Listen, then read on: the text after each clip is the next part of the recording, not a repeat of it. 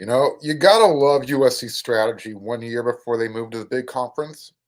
It looks like they opened up a AAA affiliate down in Tucson, Arizona. We're going to talk about that here on this episode of Locked On USC. You are Locked On Trojans, your daily podcast on the USC Trojans, part of the Locked On Podcast Network, your team every day.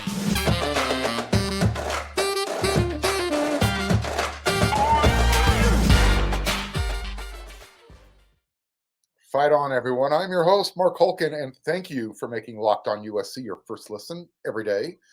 Whether you're watching on YouTube or wherever you download your podcast, we are free. And I want to say thank you to everybody who's coming along, enjoying the show, hopefully.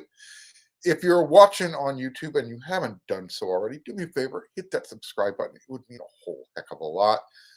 And again, to those of you who already have, thank you. You always follow me at Twitter at Mark, M-A-R-C, Kulkin, K-U-L-K-I-N. Okay, here we go.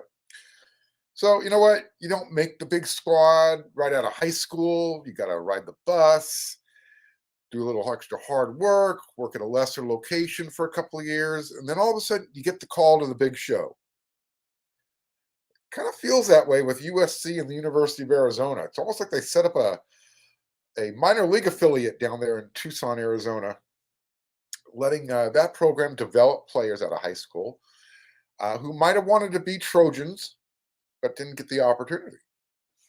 So, heck, it's not just Tucson. We might as well just call it the state of Arizona. Last year, USC was able to pluck away Eric Gentry from Arizona State, all Pac-12 conference linebacker. This year, they took the all Pac-12 conference punter kicker, is it Eddie Zaplicki from Arizona State? Well, this year they're focusing down in Tucson. So they say things happen in threes. First, it was the defensive tackle, Keon Bars. We spoke about him last week on this show. And then on yesterday's episode of Locked On USC, we talked about how USC was able to get Christian Roland Wallace away from the Wildcats, perhaps their best cover corner. Well, here comes the Pac-12's leading wide receiver in 2022, Dorian Singer. Huge get for USC, to say the least. Assuming Addison is going to the NFL, first round draft pick, everybody believes he's leaving after the Cotton Bowl. Excuse me. Here comes Singer. In 2022, he had 66 catches, 1,105 yards, and 6 touchdowns. Oh, by the way, half of those touchdowns came in one game against USC.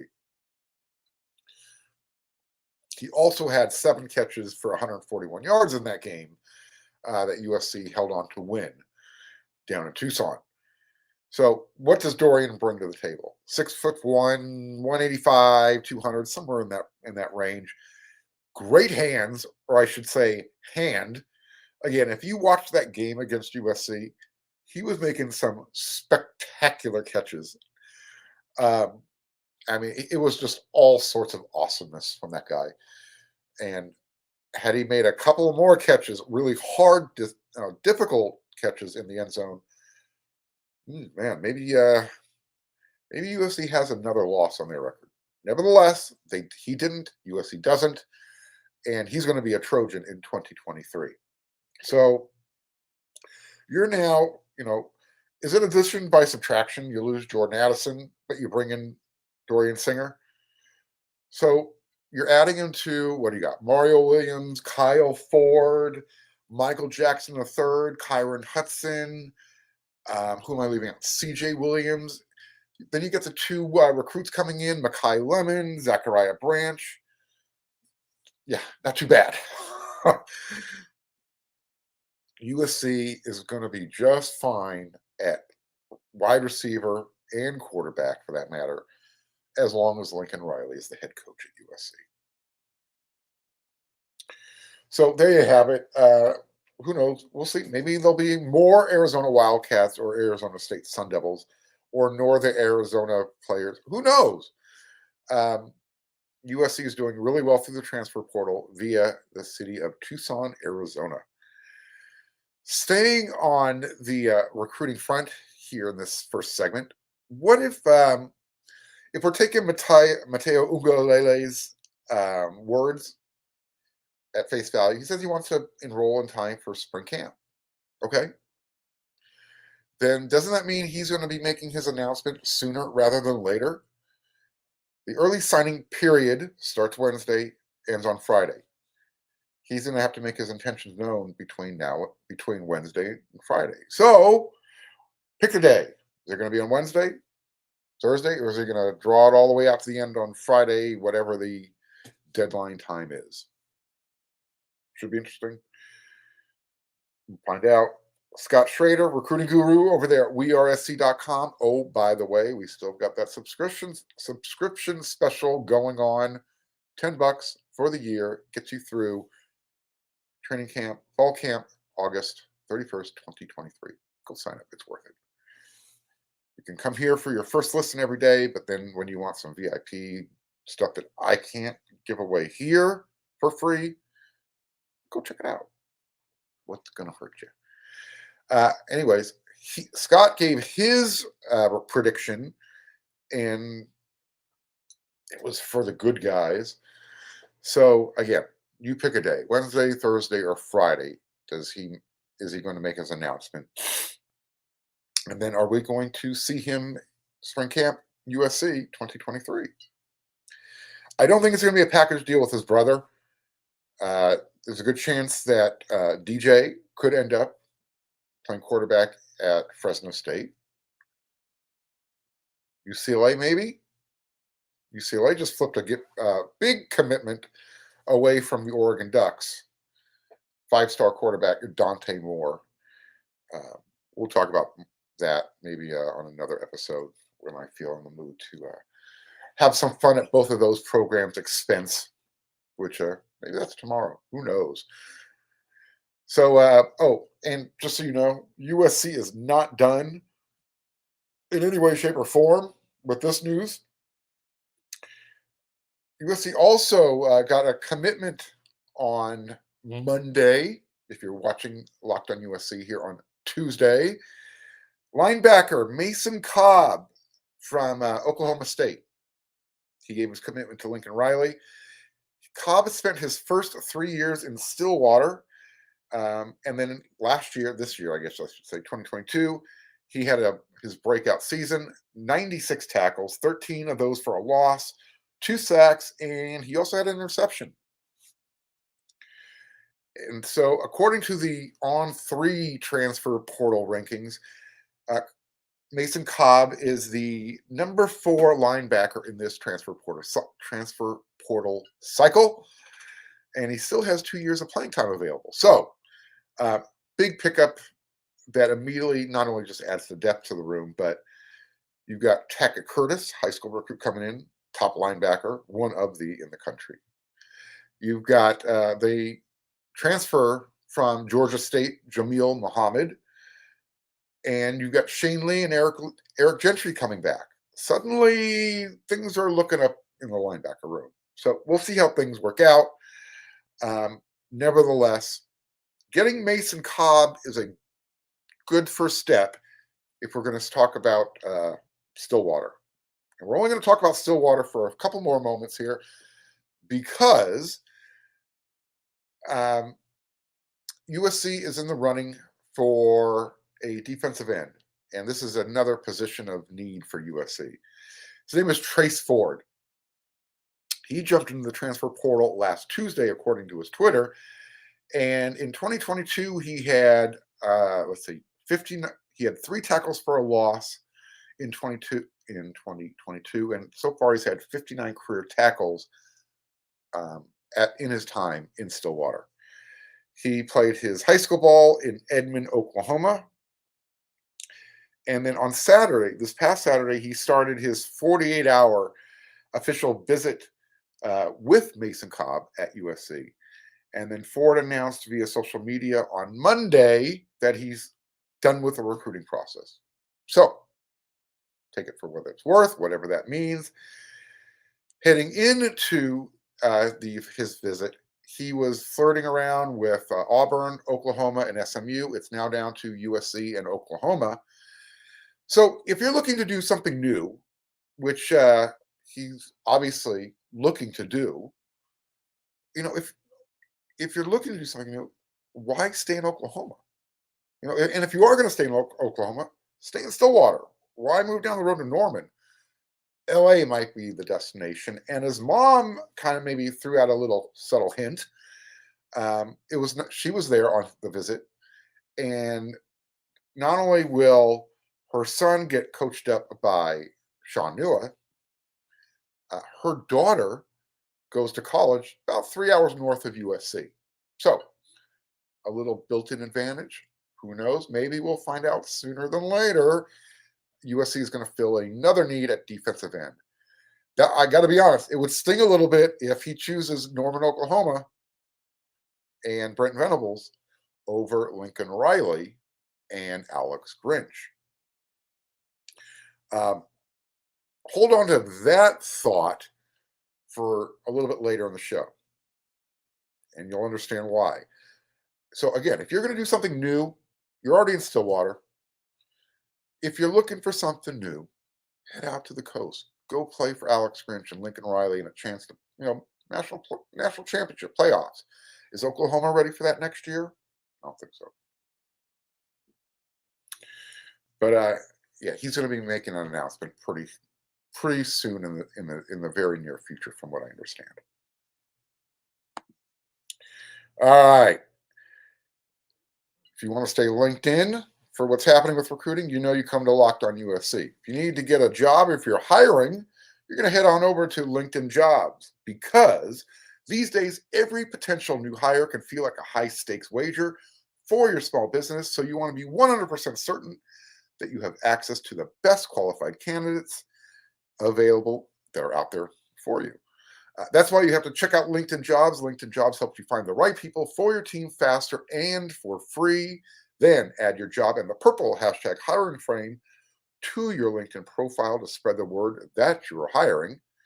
They have simple tools like screening questions that make it easy to focus on candidates with just the right skills and experience, so you can quickly prioritize who you'd like to interview and hire. It's why small businesses rate LinkedIn Jobs #1 in delivering quality hires versus the leading competitors. LinkedIn Jobs helps you find the qualified candidates you want to talk to faster. Post your job for free at linkedin.com/lockedoncollege. That's linkedin.com/lockedoncollege to post your job for free. Terms and conditions do apply.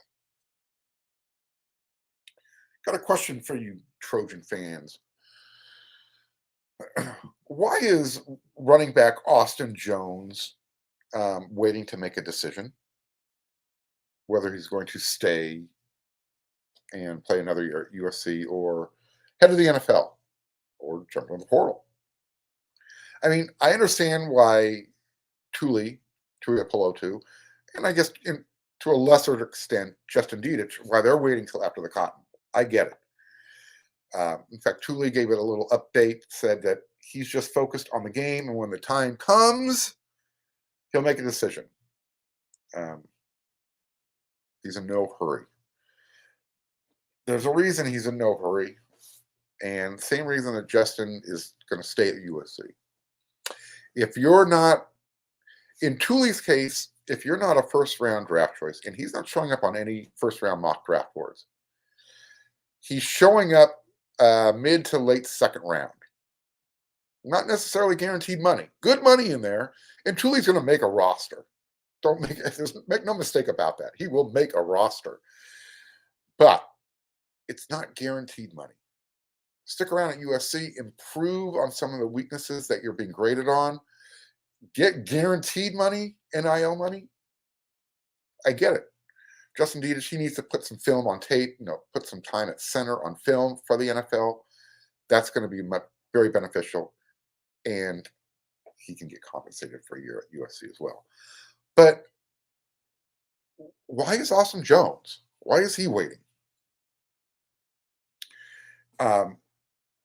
if he leaves, USC is left with Darwin Barlow and Ray Leak Brown as your scholarship running back. It's a nice, it's a nice 1-2 combination. But after that, you've got two youngsters coming in. You've got Quentin Joyner and Amarian Peterson, the two running backs from the state of Texas.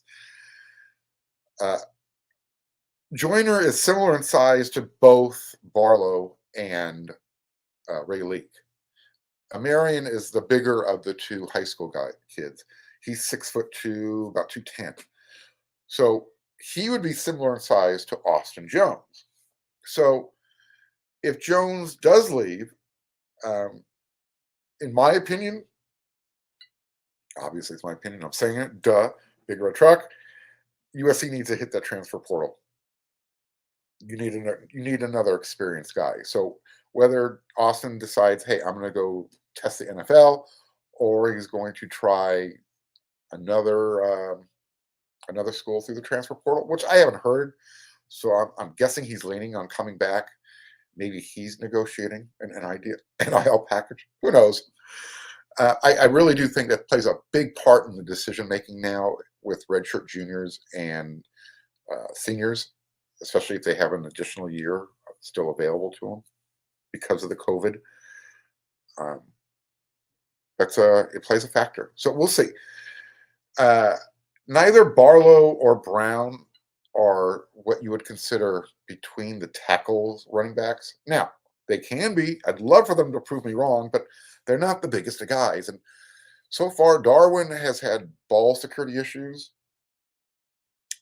He looked much better this past season. And Ray Leak is a freshman. He just needs to get bigger.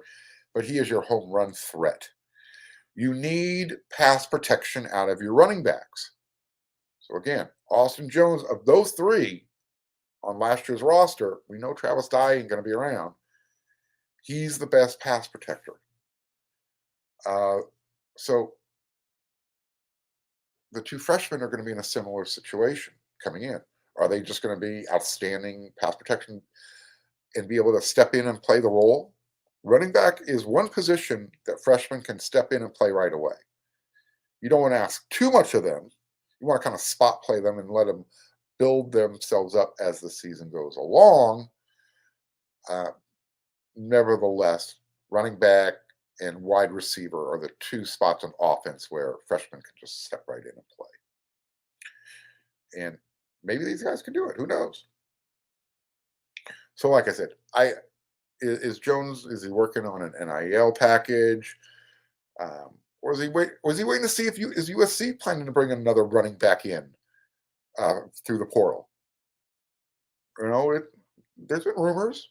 There's guys out there. It's been kind of on the down low lately, very quiet. Typically, when something's on the quiet and USC is circling, swirling, hovering like a vulture, stuff happens. Like I said, early signing days, you got Wednesday through Friday. Transfer portal's still open. And again, the portal will be open again in the spring in 2023. And then, with the addition of Dorian Singer, here's something else to consider. Is that going to cause one or more of the existing wide receivers in the room to look elsewhere? We know about Gary Bryant Jr. He's already, he redshirted. Maybe he comes back. I don't know. But, the NCAA said that if you're redshirting, you can play in the bowl game. Maybe we'll see GB1 playing in the Cotton Bowl. Who knows? Very fluid. Lots of stuff going on between now and when the portal closes and by the end of the bowl game and spring camp. Stick around here on Locked On USC. Trust me, I'm going to be bringing you all the information as it happens as quickly as I can. So you know where to come every day for your first listen. Right here. That's right. All right, but we're going to play it safe also. Never going to divulge too much. But you know what else you want to do? You want to drive safely. Did you know that driving high is considered driving under the influence? That's right. Driving under the influence of marijuana is against the law in every state. even in states where marijuana is legal. That means driving high could get you a DUI.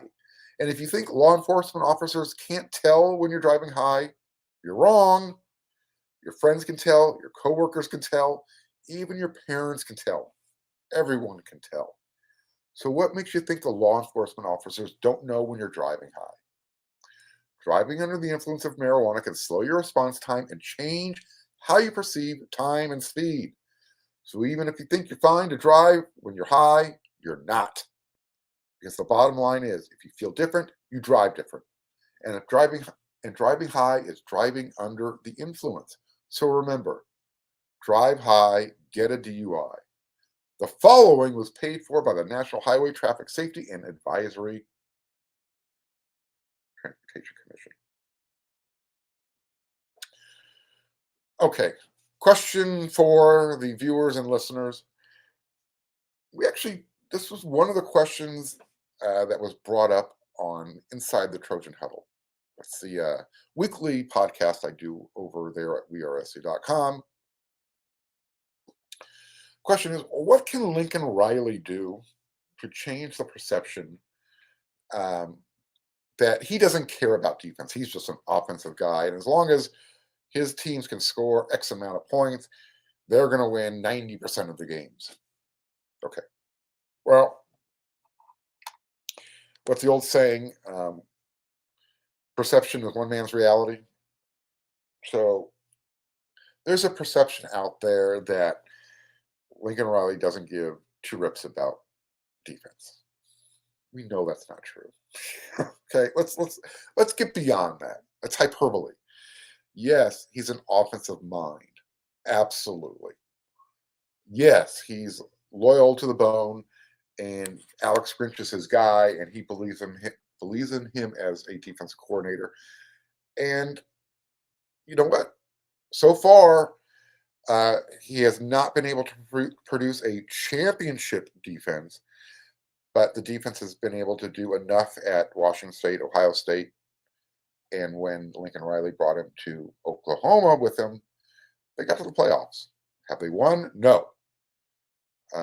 Nevertheless, he's got a resume and a record that speaks for itself. So, how do you change that perception is the question.